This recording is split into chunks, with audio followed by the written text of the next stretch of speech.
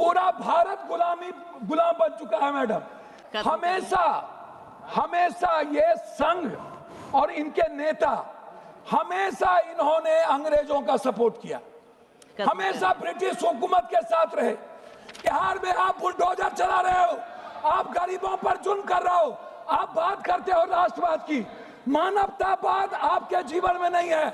आप इकोनॉमी की बात नहीं करते हो, आप एजुकेशन की बात नहीं करते हो, आप वाटर की बात नहीं करते हो, आप प्रदूषण की बात नहीं करते हो, आप रुपया की बात नहीं करते हो, आप शेयर मार्केट की बात नहीं करते हो, आप स्किल की बात नहीं करते हो, आप स्टार्टअप की बात नहीं करते हो, आप स्वास्थ्य की बात नहीं करते हो, आप बात करते हो कब्रिस्तान, ईद बकरीद, आप बात करते हो नफरत की, आप नफरत पैदा करते हो।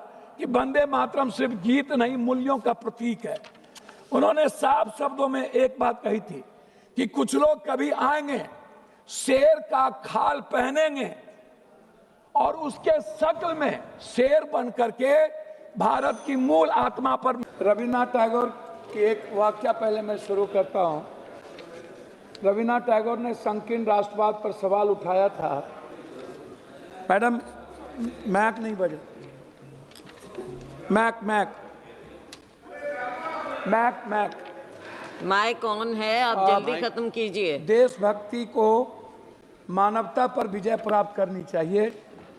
उन्होंने विश्व बंधुत्व पर जोर दिया और प्रसिद्ध रूप से कहा, देशभक्ति हमारा अंतिम आध्यात्मिक आश्रय नहीं हो सकती, मेरी शरण मानवता से है।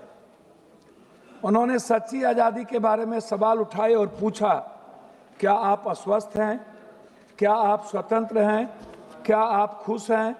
और लोगों की सच्ची आज़ादी के लिए संकीर्णता से ऊपर उठने की चुनौती उन्होंने दी। टैगोर की देशभक्ति की दृष्टि जो अमार सोनार बंगला जैसी कविता में दिखाई देती है कि भारत की आध्यात्मिकता, महानता और मानवीय संबंधों पर केंद्रित थी, न कि राजनीति पर। उन्होंने दूसरी बात 100 वर्ष पहले कहा था कि हमें बंगाल का इतिहास सही, अन्यथा बंगाली बच नहीं पाएंगे। बंगाल का इतिहास चाहे जैसा भी लिखा जाए, यह मातृभूमि के लिए एक पुष्पांजलि है। क्या एक गरीब व्यक्ति जो सोना और चांदी इकट्ठा करने में असमर्थ है, उसे जंगली फूलों से मातृभूमि को श्रद्धांजलि नहीं देनी चाहिए? ये बात रविन्द्रनाथ टैगोर ने तीसरी पंक्ति उन्होंने कही थी, शक्ति, बुद्धि और धन मानवता का हिस्सा हो सकता है, लेकिन क्या शांति, सद्भाव और अच्छाई इससे भी उच्चतर हिस्सा नहीं है?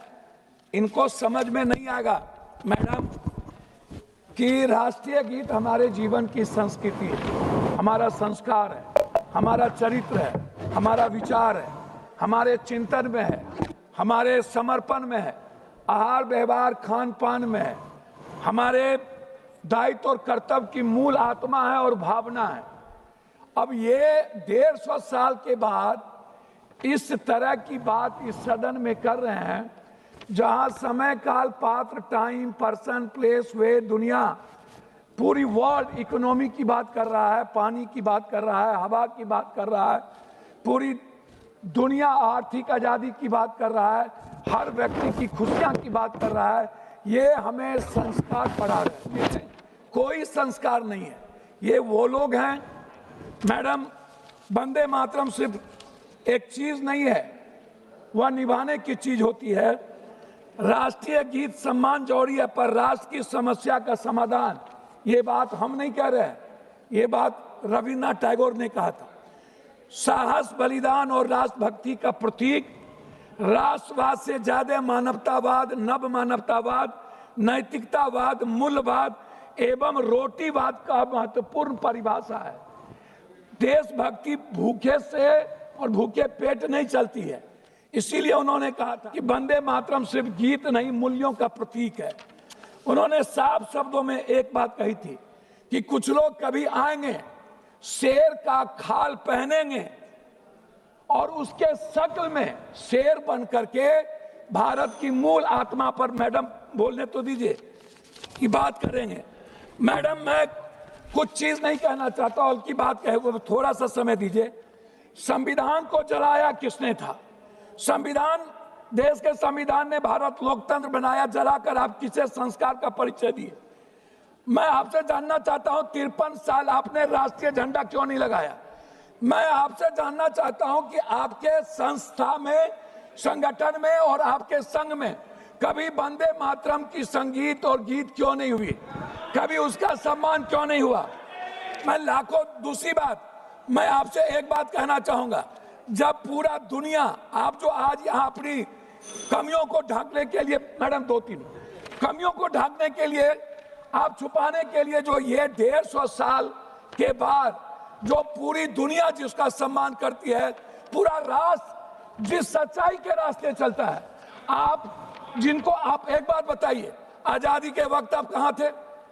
नेहरू जी 10 साल जेल में रहे, मिट्टी पर रहे। आप आजादी के बाद कहां थे? सुभाष चंद्र बोस हेडगवार के पास गए, हेडगवार ने उन्हें 2 मिनट, हेडगवार जी ने उन्हें लौटा दिया, फिर वो सावरकर के पास गए, फिर उन्होंने लौटा दिया। हमेशा ये संघ और इनके नेता, हमेशा इन्होंने अंग्रेजों का सपोर्ट किया, हमेशा ब्रिटिश हुकूमत के साथ रहे इन्होंने। मैं आपसे पूछना चाहता हूं, कौन सी सोच तिरंगे नारे और राष्ट्रगान से भरा बन गई आपके लिए? मैं आपसे ढोंग के बारे में नहीं पूछूंगा, लेकिन इतना पूछूंगा कि जो जिद, अहंकार और वफादारी आप जिसके लिए कर रहे थे, वो आप बता दीजिए। मैडम, मैं लास्ट आपसे, जब आप कह रहे हैं, तो जब बात लास्ट कर रहा हूं, हमें आप एक बात बताइए, मोदी जी के भारत की बात ये करते हैं, हम शुरू करते हैं मोदी जी की भारत, खाली 2 मिनट में खत्म कर देंगे। हम शुरू करते हैं मैडम मोदी जी की भारत सिर्फ 2 करोड़ नौकरी से।